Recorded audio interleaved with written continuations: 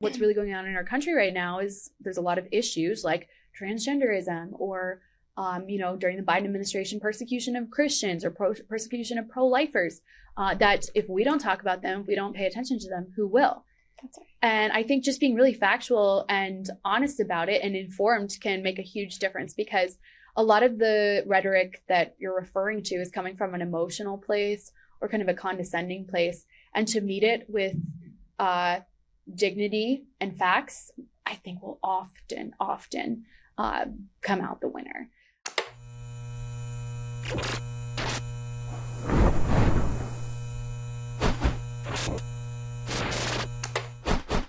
Welcome back to Gen Z Unplugged. We're thrilled to have you guys back with us today.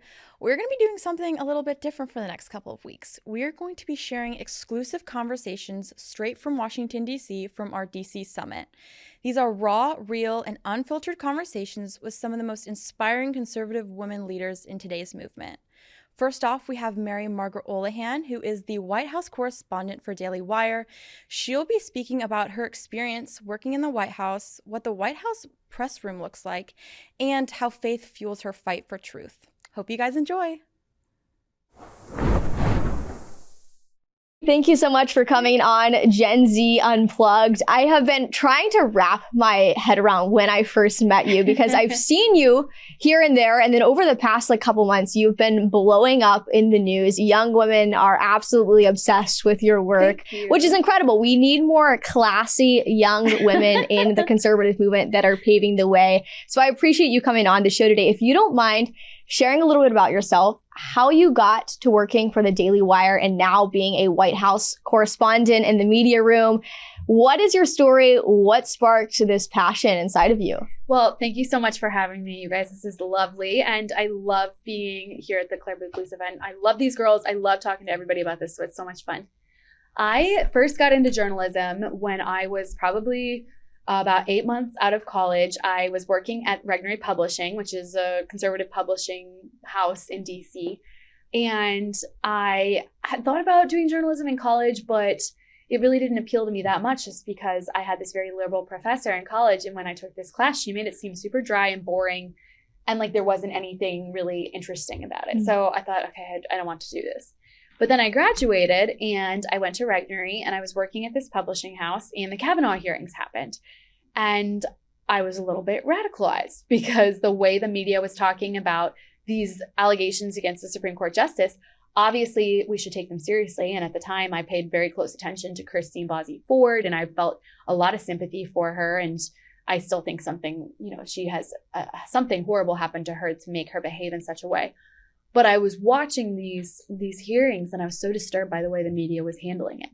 Because if you remember, there was so many stories coming out of nowhere of all these legacy outlets with anonymous sources claiming these crazy things that you should never publish if you don't have proper verification and a face to the name and confirmation and denials and all these things that were missing in these stories. And it became very apparent to me and to everyone else that this was an attack on the Supreme Court justice in order to prevent him from getting on the Supreme Court and overturning Roe v. Wade, which in fact did end up happening. But all of this was so bizarre to me, and I couldn't believe that the media was handling it in this way. And it inspired me to want to be part of the news rather than reacting to the news. Yeah. So diving into the news cycle myself rather than just waiting for it to happen and being like, oh, look what happened today. And so I took a leap of faith. I applied to the Daily Caller News Foundation. Being a journalist, starting at the very bottom, I took a little bit of a pay cut. I didn't know what I was doing. I very much was like, God, please help this to work out, because I wasn't totally sure how it would go. And it was not easy at first. Being a journalist is very rigorous, especially if you're going to take your beat seriously. When I was first starting out, the Daily Caller is really serious about training you at this fellowship. So the editors will be very hard on you as you learn the ropes. So for example, after a certain period of time, if you make a typo in your headline or in the first sentence of your story, you're told at this stage of the fellowship, if you make these mistakes, your story gets spiked, which means it's not going up. And that really teaches you how to be very on your toes, puts the fear of God in you to make sure your stories are right. And after a couple months of this kind of training, all of a sudden I realized, I can write fast and I'm not making errors. And I'm confident that I'm not making errors because I've worked so hard. And I started realizing I have good news judgment, which is really important for reporting. News judgment meaning like, what's going to be a good story, what's important enough to write about, but what's also going to get clicks and hold people's attention. All of those things are kind of important for covering stories. And at that point, they gave me a beat and they let me pick which one I wanted. I said I wanted to be an abortion reporter, which turned into kind of like a social issues beat. And I started being really aggressive on that beat and writing all these abortion and culture stories. And what I found at the time was that there were not a ton of reporters who were covering these things. And so this was around 2019, 2020. It was when it wasn't really cool to talk about gender issues, abortion. The lawmakers on Capitol Hill would talk about immigration or the economy. And when the March for Life rolled around, they'd all introduce a bunch of pro-life legislation. And then that was it for the year. And it wouldn't go anywhere because the Democrats wouldn't support it. And so when I started writing about these stories and, talking about them in an honest way, unlike legacy media, which at the time would be very dishonest about abortion reporting, they'd be, calling a baby's heartbeat fetal cardiac activity instead of heartbeat, or they at one point they started talking about transgender surgeries for kids and they were calling them gender affirming care, like all these euphemisms designed to confuse people about what we're actually talking about. And so as I started writing about these issues, all these people started coming to me and saying, hey, we have a scoop for you, or we have this exclusive for you, or we want you to come to this event. And I quickly started getting better at my beat and building sources and getting scoops. And from there, things started to take off for me. COVID happened. All I had time to do was write at my parents' house. And so I would just, hang out with my sisters, work out, and then write stories all day. And it was kind of a great time in my life because I just hustled and built more of a following. And from there, I've just continued to do so. And it's to write these stories and tell real lived stories of Americans who have suffered persecution at the hands of different administrations or, are struggling with the culture war issues. And it's been very fulfilling, also stressful at times. And now I'm covering the White House. So it's totally different, a little bit of change of pace, but also very fun. And we're learning so much as we go. Yeah. Your whole story is so impressive. Like how you got to where you are today, like being a strong, conservative woman in DC is just so impressive. So sweet. But what you do now and being a White House correspondent and getting to be in the briefing room and the Oval Office and getting to speak with President Donald Trump, what does a typical day in the life look like for you? I'm sure a lot of people want to know. You're living people's dreams. So just what does a day look like and how does that, work out? Well, it's a good question. A lot of days are different. And that's one of the things I like about this because I don't know, I have always enjoyed kind of the change of pace, not really knowing what will happen the next day. There's definitely days where I'm like, it would be nice if I could work from home on my couch today. And I get to do that sometimes. But for example, on Monday, I will be in the pool, which means I'm in the White House press pool, which means if there's an event at the White House that the president will allow media at, I get to be in it. So let's say he has an Oval Office meeting with someone and it's open press. That means me and the pool reporters get to go in there and be there and ask them questions, which is fun. I don't think there actually is anything like that on Monday, but we'll see. And so for me on Monday, what I would do is I would get up, I'd probably go for a run. I live near the water and I love it so much. So I love to run on the water. And I live with my sister. So we kind of chat, we make breakfast, and then I get dolled up because you don't know if you're going to be on TV or if you're going to be in the briefing or what you're going to be doing. And then I drive in to the White House. It's nice. I have a parking garage near there. Saves me a lot of stress. And I'll go through security. Obviously, the White House has, all the Secret Service and they have their security. But I have a White House press badge, so I can get in there, which is, I'm still not over that. That's pretty cool to me. Cool. Yeah. And then typically on a pool day, it basically means you hang around the White House. You're not supposed to leave just in case anything happens. So let's say that there is an Oval Office event. They'll say over the intercom, press line up at X time. We all get ready. We go stand outside the door. And when they come and let us in, then we all file into the Oval Office and everyone will try and squeeze into the best spot and try and get the best, view of the president. It really kind of depends on the day, but sometimes, you want to be right dead center or you want to be on the end, and he'll look up and down the whole length of the reporters. He typically likes to give every reporter a question. There was one time when I was in there and I was stuck on the end and he never actually looked at me and I was like, ugh. Because there's only so much you can do, right? And everyone's yelling, Mr. President, Mr. President. And it is funny. I've seen videos from behind. It's a little humbling because, you know, if someone takes a video and all these reporters are like begging the president to pay attention to them and everyone's like, Mr. President, it's a little sad. But that's the nature of the game, right? And if you do get a question, that's really exciting because sometimes you're on TV, but also the president is answering your question on TV. And then we'll write it up. Hopefully someone on our team will see it happen in real time. They'll write the question. They'll say that I got it. That's great for our outlet. It's great for, you know, we're excited to make some news. And I think a good example of that is I was in LA 2 weeks ago, I think, with the vice president. And occasionally you'll get in the pool for like a trip or something. So I got invited to go to Los Angeles with the vice president as he went to this federal detention center where the FBI and ICE were having their headquarters out there. And so I flew on Air Force 2 with them that day, and we went there and back in the same day. And I got to ask the vice president questions when he had a press conference. And that kind of thing is cool too, because you never know what will happen. My questions to Vance at that press conference, I said to him, I asked him about Alex Padilla, the lawmaker who rushed his press conference, or rushed Kristi Noem's press conference about ICE a couple weeks ago. And the vice president responded to my question and he called Alex Padilla Jose Padilla. I think he was trying to be funny, but Gavin Newsom was watching. So then Gavin Newsom tweeted a clip that had my question in it and the vice president's response and was like, how dare you call him Jose Padilla?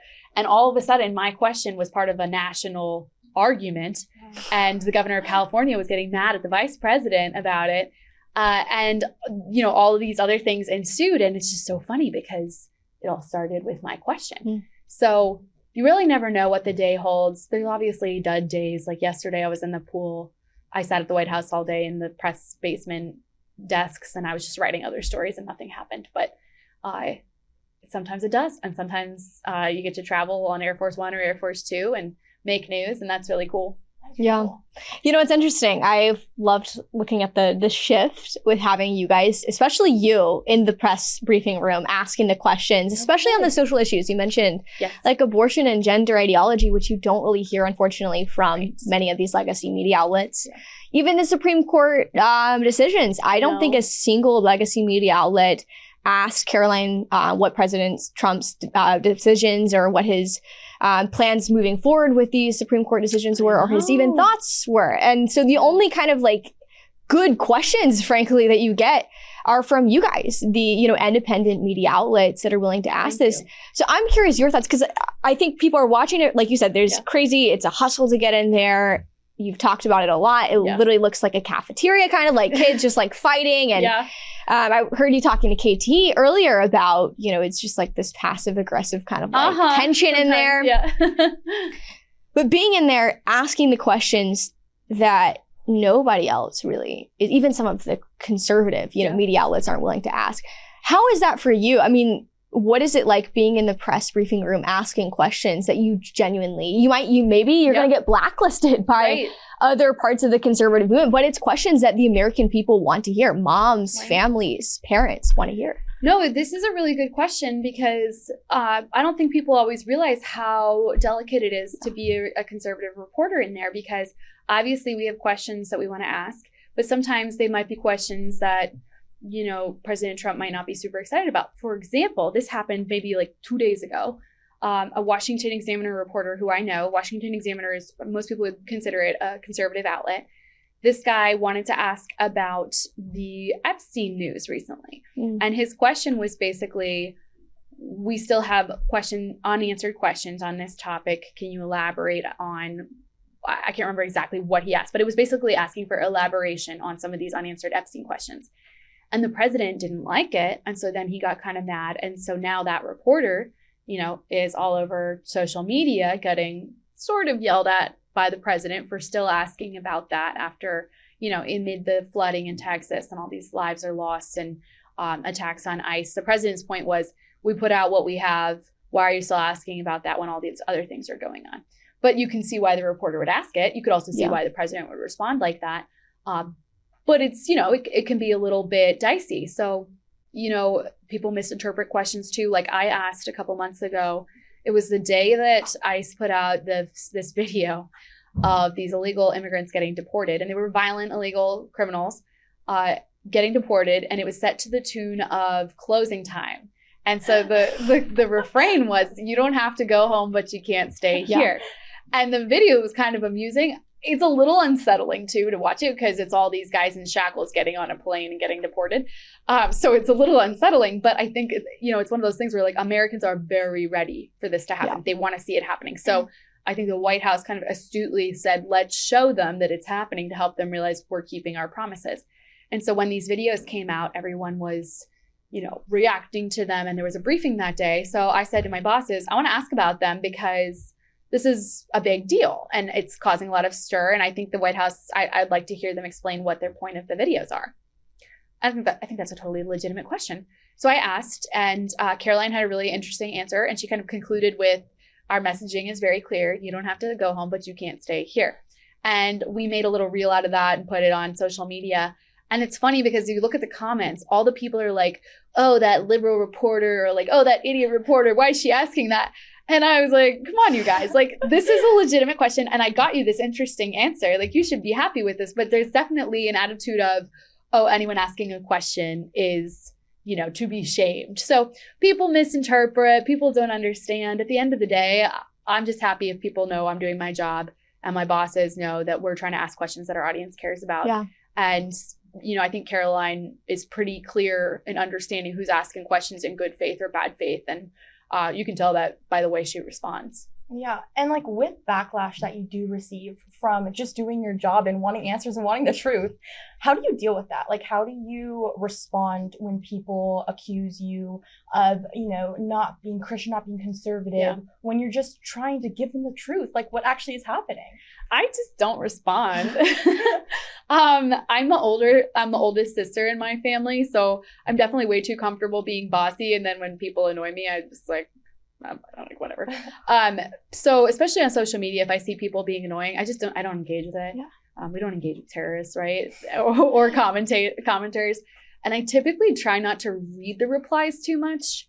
I tell this to my mom all the time. I'm like, you better not be reading the replies because those are the kind of things that can make you upset. But I will say for the most part, I receive a lot of good feedback. Our audience is so excited that we're there. They are so supportive and so sweet.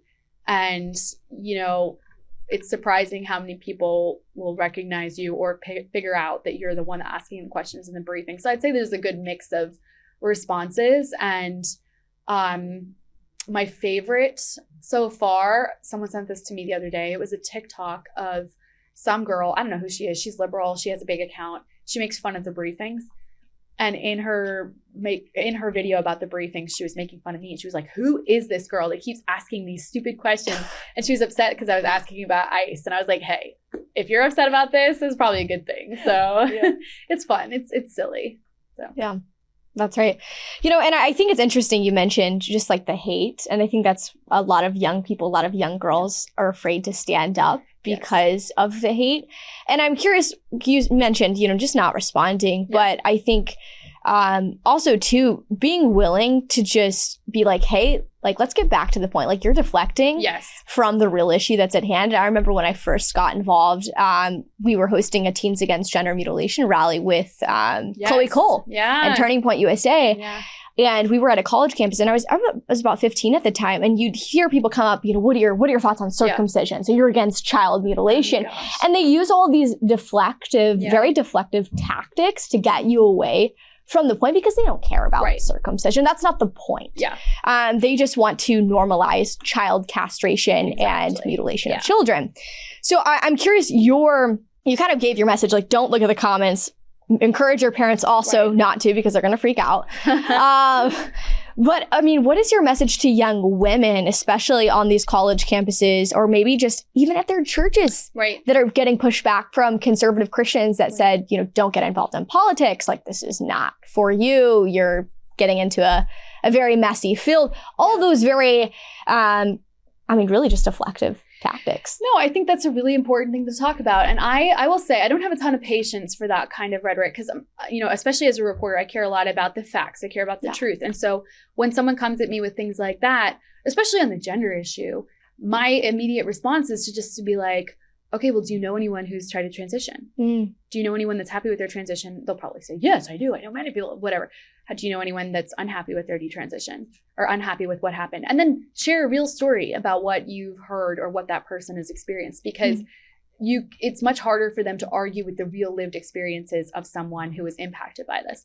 And then let's say, you're at church and someone's saying it's weird it's not good to be too involved in politics, or I don't know, that it's not good for women to be too involved in politics. Those kind of things, I think it's good to take them very emotionlessly and just talk about, well, like, what's really going on in our country right now is there's a lot of issues like transgenderism or, during the Biden administration, persecution of Christians or persecution of pro-lifers, that if we don't talk about them, if we don't pay attention to them, who will? That's right. And I think just being really factual and honest about it and informed can make a huge difference, because a lot of the rhetoric that you're referring to is coming from an emotional place or kind of a condescending place. And to meet it with dignity and facts, I think will often come out the winner. And I know on college campuses it's different now, and there's a lot of informed young people. Actually, I would say a lot of Gen Z is pretty well informed from TikTok. But if you push more than the surface level and go beyond into some of these real stories, I think you'll have a lot of success. That's right. Most people will. And I know you've mentioned before when you spoke just prior to this at our DC Student Summit, you mentioned how important your faith and your education and being homeschooled, which is such a stigma nowadays, is that you're weird and awkward. And, being a homeschooler myself and Catholic, I definitely felt that as well. How impactful, just to share with everyone, was your faith in, you work so hard. Your work ethic is incredible. You're dedicated to what you do. And do you think that is a result of your education, your homeschooling, and your faith? Absolutely. My faith is the reason for most of what I do. I'm a serious Catholic, and I think I was sharing at the summit earlier, I've never regretted prioritizing my faith, and I've never suffered for prioritizing my faith professionally. And, it can be as simple as like yesterday, I went to Mass during they call a lid at the White House. So like a lunch lid, which means nothing's going to happen from 11:30 to 12:30. So I rushed out to go to Mass, and I had a story I was working on, and I was like, oh my gosh, I hope that I don't get scooped while I'm at Mass. And then, maybe I would someday, but I did not get scooped yesterday. And I firmly believe it's because I'm not going to be punished for prioritizing my faith and for making time for God during the day. And I swear, like Catholics, we say the rosary, and every time I say the rosary, I have a better day. Every time I put my faith first, I do. So it's just very important to me. And I think growing up, our faith informed a lot of the way we looked at certain issues. So if you're a Christian, you're going to have, if you're a Christian who's well informed, you're going to look at issues like transgenderism and marriage and life and dignity, whether it's euthanasia or abortion. You're going to have a very practical view on these issues because it's very black and white to us, right? There's not a lot up for discussion when it comes to ending the life of a baby or cutting off the breasts of a healthy girl. Like, these are very black and white issues to us. And so, growing up in a Catholic family and talking about these issues in an appropriate way at the appropriate age was really formational for me. And, my mom and dad are very interested in all these topics as well. So that was really helpful. And then I think being homeschooled was really important too, because not only did it make me a really good reader and writer, but we also would talk about why we were homeschooled, why my mom preferred to have us there and not in public school. And, she used to be a social worker, so she was aware of some of these pitfalls of some of the different government-run institutions or state-run schools and things like that. So that all was really foundational to my upbringing. And so when it came time to write stories, I'm ready to look critically at public sex education, and I'm ready to look critically at, the transgender medical industry. When COVID came around, I was ready to look critically at everything because I don't like being told what to do. And I think that a little bit of that is good, healthy as well. So all of it is really important. And I think, at the end of the day, the people I respect the most in the political sphere are people of faith who are very principled. I'm not saying of a specific faith either, just people who adhere to their faith and are very principled and are acting out of love of their country and desire to serve God. And those are the people that I respect the most. That's really good. I'm glad you mentioned the why. My mom was actually a social worker too, which is kind of funny. Way. But yeah, that's so funny. I guess we're all three were homeschooled, and I think for the listeners, I always tell people like homeschool your kids. It is the best option. I mean, there's alternatives you can do, like co-ops if you can't do 5 days a week homeschool. But and even if your kids are homeschooled, they don't have to do school 5 days a week. And this is what my dad says: everyone is homeschooling their kids. Either you do it the smart way and you do it 2 to 3 hours a day, or you do 7 hours in person and you come home and do more homework, right? Great point. That's a great point. But you mentioned knowing your why. Why were you homeschooled? And I really believe the reason why so many young people go off to college and they lose their entire moral compass is because they didn't know the why behind what they believe in. Yeah. And so I'm curious, just your message to young people in this day and age, your message to young women, but also your message to parents, because I really think the way that we're going to turn this ship around is parents showing their kids what it means to be a truth seeker. Yeah. And I feel silly sometimes because I don't have kids, but to give messaging to parents, but I will say I did grow up with a lot of them and I have really good parents. I'm the oldest girl in a family of 11 kids, so I helped raise a bunch of them. And what I will say that I learned from writing my book too about young women who tried to transition is that the importance of both parents being present and being really tuned into your life. It's just, it cannot be overstated enough. That and not giving your kids phones. You can save your kids so much heartache and so much sadness if you just hold the line and don't give your kids a phone until they're old enough to be driving. I think that's a very reasonable time to wait. Maybe they need a flip phone in that interim. Maybe they need a phone that has like very serious safeguards on it so they can't go on the internet, but do not give your kids phones where they can go upstairs and shut the door and be alone with the internet. And it's not just like, someone in the transgender world is going to prey on them. That might happen, and it does happen a lot. But some of these girls that I talked to for my book, it was the representations of womanhood that they were seeing online that really messed with them. And I'll share this briefly, but this is something I always talk about when I talk about my book. Chloe Cole, for example, Prisha Mosley, these two detransitioners. I was just looking at my book yesterday because I was writing something on this topic. They both were exposed to pornography at really young ages. And we know this is so common now, for boys especially, but also for girls. And those representations of female sexuality freaks them out because obviously hardcore pornography is going to freak out any child. But just for a woman to see women degraded and humiliated the way they are in pornography, that's really, really detrimental to your view of sex and sexuality. That's really, really hard. And then on the other hand, you see all these representations of womanhood on Instagram where every woman is perfect. She's not only really good at makeup and hair and her outfits are perfect and she gets unlimited free stuff from all of these, stores that are sending her things, which these kids don't know. They just think she has unlimited beautiful things. And then she's off on some exotic vacation and all these men are commenting to a young girl like Chloe. She's looking at that and thinking, that's what a woman is supposed to be. But I'm not that, and I don't look like that, and I don't know how to look like that, and I don't have the money for any of these things. And then she's looking at how women are portrayed in pornography and thinking, I don't want anything like that. So when you combine that, it's no surprise that all these girls are suffering from wanting to be a man or wanting to get away from womanhood. And also a lot of these detransitioners were sexually assaulted when they were young girls. So all of these things stacked on each other makes so much sense why so many girls are afraid to be a woman and to, be a flourishing woman who's not afraid to live a life like that. And so I think, we need to be really aware of these things. As an adult woman, I try and be aware. I have so many younger girls following me. When I post on Instagram, I want to be someone that is not trying to be unattainable. I want to be someone that is hardworking and is loves her family and is there for all of these things, not just someone that has like a perfect seeming life. And I think we all need to keep that in mind on social media. But parents especially need to be aware this kind of thing is really hurting kids' brains, and it's not good for them. Even the repetition of reels or TikToks, I was just joking about this at the summit, that's so bad for your brain. That messes up with your concentration so much.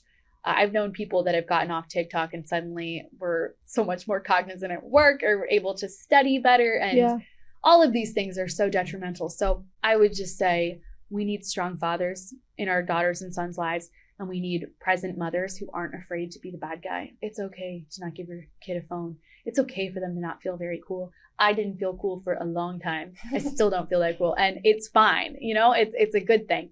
If it's helping their soul and it's helping them to be a strong, independent woman someday, good. It's okay for them to lack a little in that area. And I also think, you know, in writing my book, I noticed there's so many young people who didn't play sports or didn't practice a faith or didn't have a strong family life. And all of these things contribute to some of the mental health problems that kids are suffering with today. We need to be active. We need to be involved in communities. We need to be practicing a faith and seeing our parents practicing a faith, even if it's just for your kids. So I could go on and on, but those are some of the things that come to mind when you ask that. Yeah. And also what you were saying about social media, it gives this like false reality to girls seeing that and a false sense of what a family looks like or a relationship looks like. I know so many people in my own life who have said, you know, they're looking for this ideal TikTok relationship. And if they don't check every single box that all these TikTokers, show in their fake best world, you want to portray yourself on camera. It's not really like that in the real world. So I know so many relationships that just, they can't enter into anything with a guy or girl because it's not what, Instagram and TikTok is showing. So that's very interesting what you put up about. It's so important, with phones and social media and parents being involved in an aspect of kids' lives because that will really mess with their mind and affect them for the rest of their life. Oh, absolutely. And I think, especially Gen Z, I would argue, has really been raised with these notions of relationships that are very manicured and perfect for social media. And I think that's part of the reason why it's hard for, people joke about how you can't get past the 3-month mark. A lot of these couples, or even the 1-month mark, or there's a lot of talk about situationships and people not committing. We should be promoting ideals of real marriage and lasting, loving relationships. And less of this perfect TikTok manicured, these videos. I'm not big on TikTok. I'm starting to be on there for my job, but I see some of this content and I'm like, this is why everyone struggles. It makes me so angry. Well, and it's interesting, not to keep this going, but I think this is so important because I think as women, we're always easy to say men shouldn't watch pornography, but then while we're over here watching these, and I haven't seen all of the show Love Island or whatever, but I've seen commercials. And I remember being on an airplane with someone, I looked over and she's like, don't look at my phone. Like, this is what I'm watching. And I didn't know what it was because it was like 16 or 17. And I told my mom and my dad, and they're like, don't engage with that. But it's like, this is the kind of stuff. And these books, they're publishing all of these books right now. And it's book pornography, literally. And as women, we are like you said, creating this very distorted idea of what a relationship, and this is what happens when you get out of God's perfect design for marriage and mankind. Like, you're going to see the consequences of it. No, that's a really good point. And I think that there's not enough conversation these days about what it means to be in a good relationship. I think a lot of the time people just act like if you're monogamous, then everything's fine. And maybe that's more of a secular conversation, right? If monogamy is preferable to hookup culture, for sure. But I think a lot of girls, and probably a lot of your listeners, know that they will be happier if they're not living with someone before they get married, for example. That is a smarter decision than living with someone before you do get married. There's so many choices that, you could talk about it from a religious perspective, but just from a secular perspective, you're going to be much happier if you're not hooking up with all these guys when you're dating, because you're protecting yourself and you're protecting your heart. And from a secular perspective as well, you're going to be healthier probably and more safe than if you're hooking up with all these guys along the way. So I personally think that it's a good thing to have conversations with young women about relationships and waiting for marriage, for example, talking about all these things and helping them understand the best way to protect their heart and to live a life in accord with their religious principles. And I think we need to talk about that more. Yeah. I know we just have a couple minutes left before we have to wrap up, but what is one piece of advice that someone has given you throughout your career, or maybe from your parents, something like that, where it really stuck with you, made you the person you are today, and would you want to share that with the Gen Z out there, which might be able to help them in their career? That's a really good idea. Or a good point. I would say there was a time a couple years ago when I was with the Caller. It was a while ago, actually. And I was writing about Pope Francis, actually. I got assigned to write this story. He had said something, and I don't remember what it was, but it wasn't great. And it was confusing because it was something that the liberal media was getting very excited about, and they were promoting it, and I was nervous. So I texted my dad, and I was like, Dad, I don't know. I don't know if I should write about this. It makes me really uncomfortable. I don't want to die someday and have God be like, why did you say this about the Pope? It's something like that. And my dad texted me back, and he was like, the truth will set you free. Focus on that. The truth will set you free. And so he encouraged me to just write the story factually and accurately and tell the truth. And I did that. And that's really stayed with me because I think, in my line of work, it can be very confusing about what you should or shouldn't say, or what should be reported, or what you should be focusing on.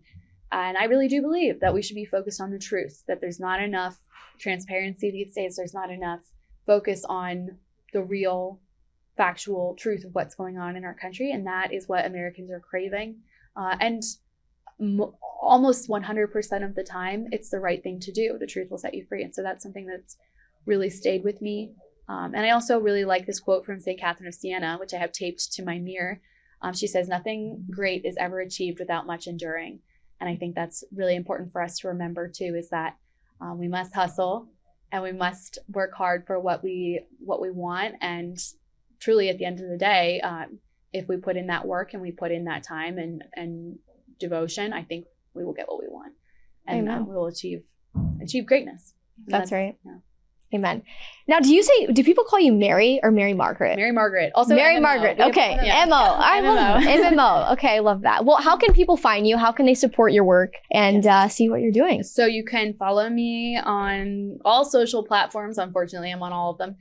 Mary Margaret Olohan on Instagram, Mary Marg Olohan on X or Twitter. And I believe MMO on TikTok now, which is crazy. And you can find my work at dailywire.com. Awesome. Thank you so much for coming on the show today. Thanks for having me.